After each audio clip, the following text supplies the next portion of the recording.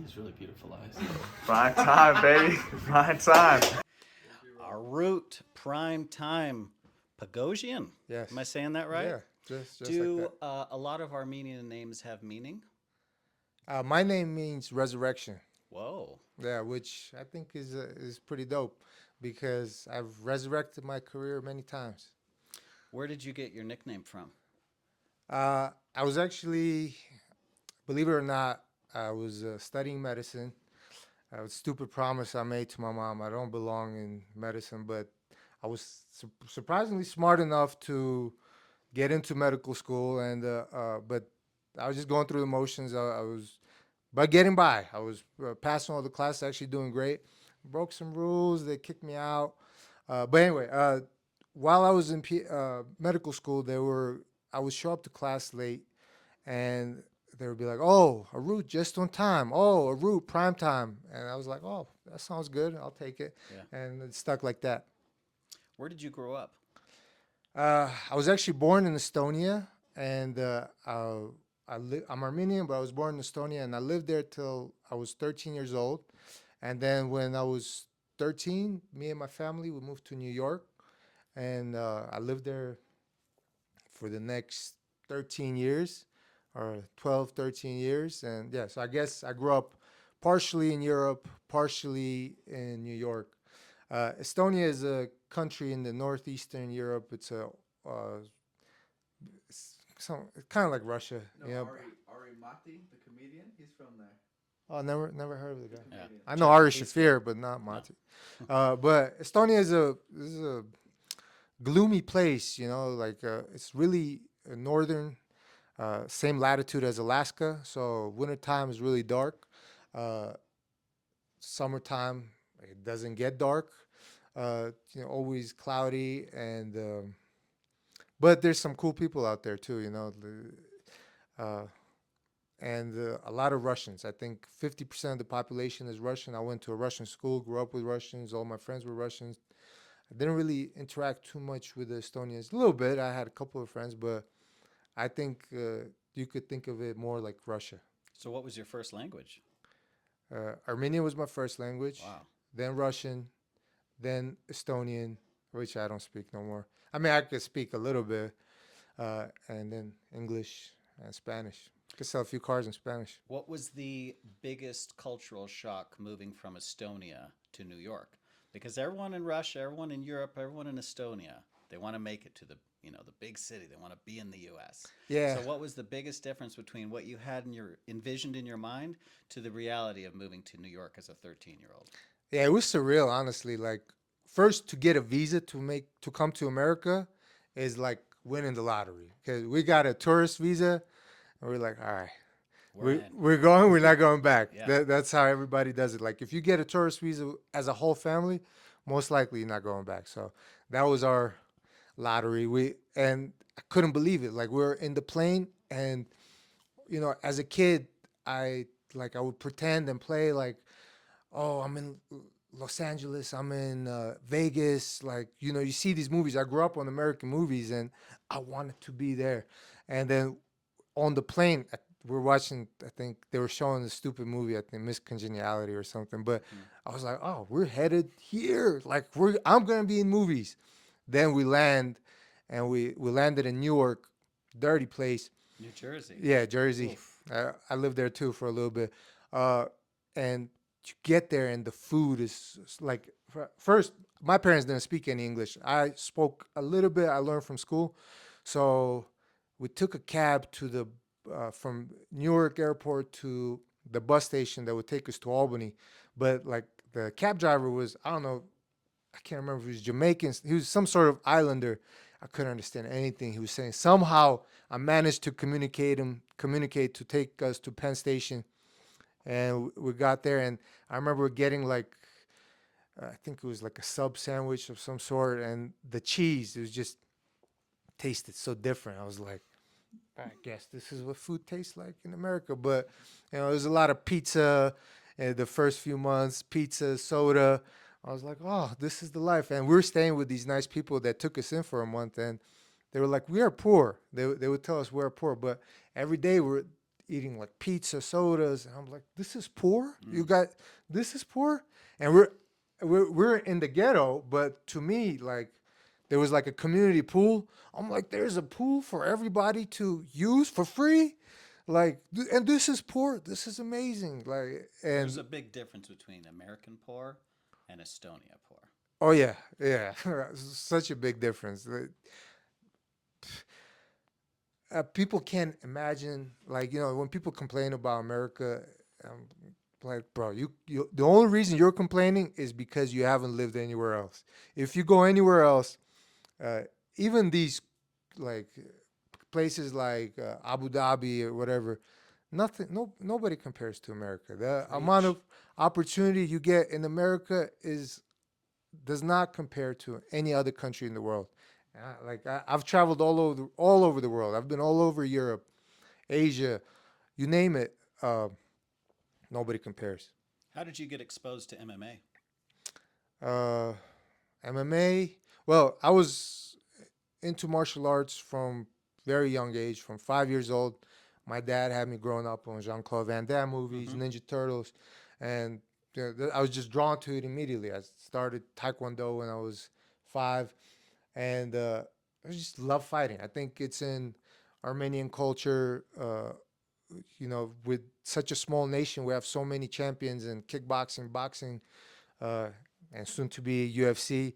Uh, yeah, we're just naturally drawn to it, and I think in high school, I was actually a pretty good track athlete. I ran 100 meters. I set the discus record for our high school, uh, but mm, like good. Like for example, I ran a 11-second 100-meter sprint, which was college level times, but not spectacular. Fighting came naturally to me. I was always drawn to it. Those other sports, they were cool, but nothing like fighting. So I think I was 14 or 15 years old when the first season of Ultimate Fighter came on, and that that was it. I would make my mom watch it, make my dad watch it with me. I was like, "Oh, look, there's With Kenny Florian Forrest on there." Griffin and Stephen Bonner? Yes, Kenny Florian, and Florian. I thought it was the Armenian last name, which to this day I think it might be. Mm. Anyway, years later, he was commentating on one of my fights. It was pretty cool. But uh, I was hooked. Okay. Ultimate Fighter, I was hooked. How long have you, because I heard you had kind of like an amateur boxing career. Yeah.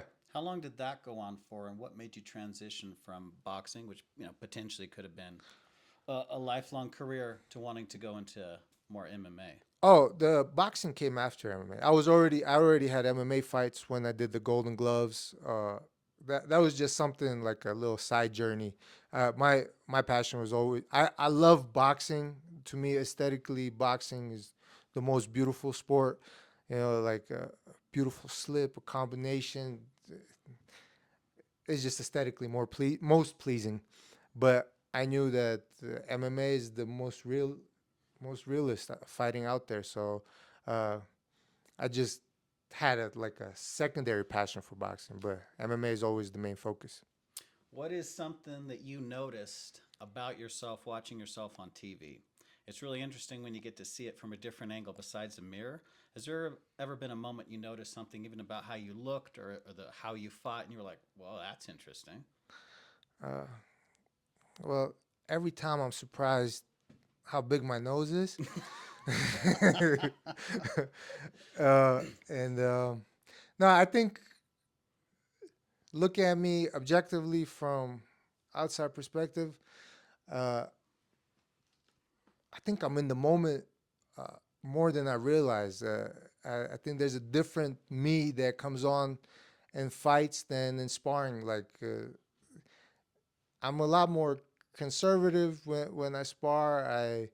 I don't really engage in spar wars where you know I'm trying to win. Of course I'm trying to win, but I'm reserving. Maybe trying to learn instead Yeah, of trying to win? yeah. I hold back. I'm like there's many times where I try to I don't try to like I'll stop my punch right in front of my opponent, my sparring partner's face. I'll stop a head kick. I do stuff like that, but it's a different me when I'm fighting. I think is a little psychopath that comes out, and it's so animalistic. And I'm like, I can't believe I did this on autopilot. And my people ask me, why do you fight? Still at 36 years old, there's easier ways to make money. And yeah, like I have other businesses. Thank God I'm making money and fighting. I say I fight because I love it. I love the victory. Those are gems to me. Like every fight, honestly, even the losses. I watched those fights. Those are like treasures I keep. Those experiences. It brings me more joy than anything else. Like whenever I could be feeling down and I could go on this little narcissistic journey and watch an old fight of mine. It's a nice knockout. I'm like, man, nobody could take this away from me. Like when I won my title, my lights out title, up a weight class on 2 weeks' notice, uh, by a first round knockout. You know, I could be depressed. I'll watch that fight, and right away I'll snap out of it because that's a checkpoint. That's a victory. That's a little treasure. I could go broke. I could lose a leg. Nobody could take that moment away from me. So. Which leads me to my next question. What's the biggest lesson that you've learned from a loss? Don't underestimate your opponents. That's a constant theme because, as a fighter, you have to be confident. And I feel like I have a lot of confidence, but it's a double-edged sword. You always walk in that line of confidence and overconfidence. Confidence versus cockiness. Yeah. So like my first loss, I think taught me every loss. I just get reminded that, hey, you can't be overconfident. And you trained while you were in New York with John Danaher in the famous blue basement. Yeah. What was that like? Man, it was great in certain ways. I definitely became a good grappler there. There's a lot of talented guys there. But I was not very drawn to jiu-jitsu. Honestly, I would have been better off if I didn't get high before going there. That was stupid. Uh, It seems par for the course when you do jiu-jitsu.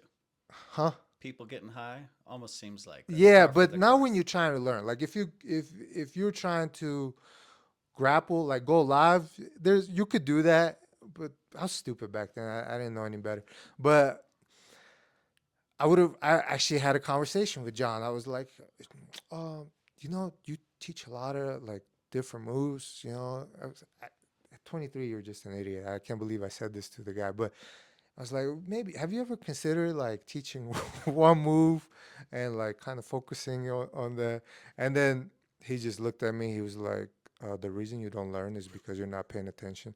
It's a pretty good John Danaher impression. What's the last book you read? I'm still listening. I don't read books, but I listen to them. I listen to so many books.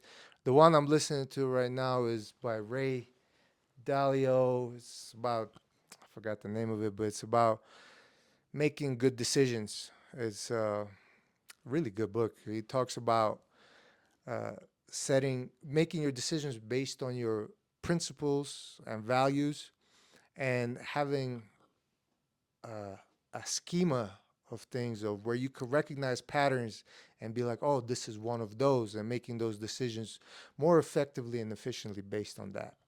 I heard a rumor that you like to talk about a list of champion must-haves. Would you be able to name a couple of those for me? Champion must-haves. I don't know where you heard this rumor. Champion must. Are there some things you do daily, like that you work on? Oh, okay. Well, man. Give me your top three. No, there's a lot of things. Okay. Okay. Well, number one, obviously, sleep, nutrition, training, right?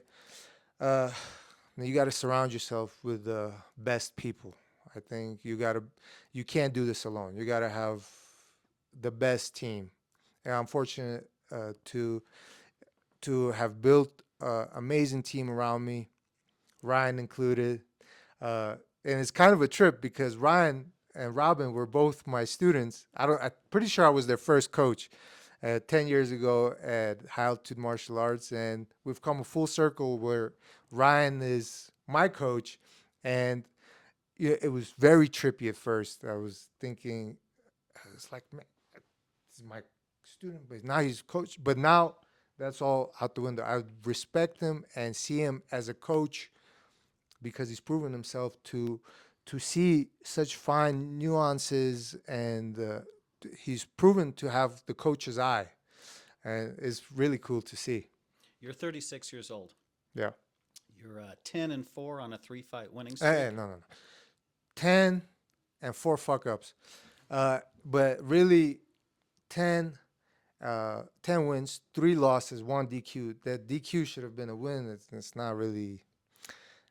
I hate seeing that 4 on there. The three that beat me, they really beat me. Like, I fucked up. They choked me. Okay, great. But that 1 DQ, that's bullshit. I'll try it again. Yeah. 10-3-0 on a 3-fight winning streak. I like that. You're 36. Yes. You fought for the LFA. You fought for the PFL. What is next for you? What's your next few years looking like? And what is your plan? Like, how much longer do you want to fight for? Well, I think you take things one fight at a time, but right now I have a plan of getting the Tough Enough Championship belt. And, well, first I got to earn that championship fight by winning my next one. So, but the Tough Enough Championship is definitely in the works, in sight. And then once I do that, we'll see what opportunities open up. But I will keep fighting as long as I get joy, and I get joy out of it, and I could treasure these victories. What do you want to be remembered for?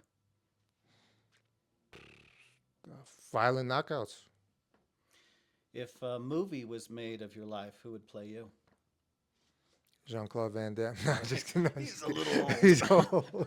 I don't know, man. Who's like everybody I like? They're older. Jason Statham, There you go. old as fuck, man. Okay. Can't do it. Washington. Yeah. How's your experience been on the Savage Gentleman show? Oh, it was great. The level of professionalism, I felt like I should have prepared a little more. You guys know what you're doing.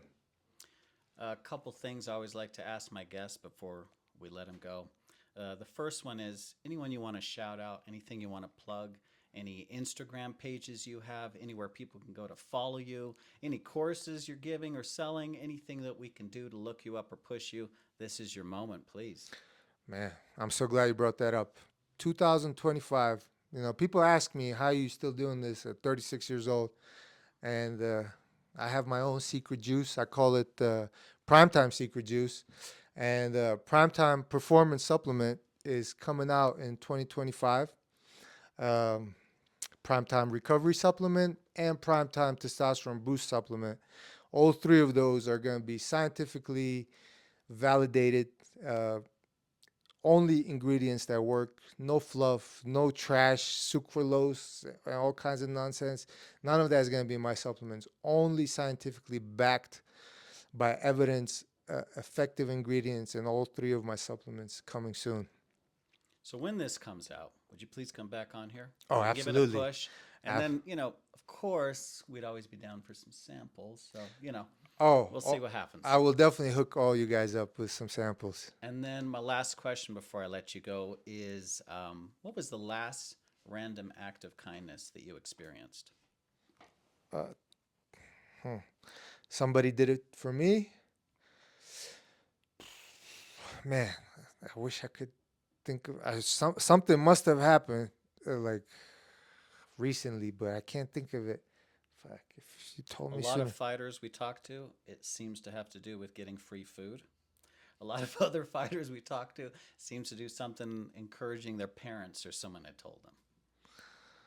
Oh man, so many random acts of kindness happening to me, but on the spot I can't think of something. But I guess this is not a random act of kindness, but My Fit Foods always takes care of me.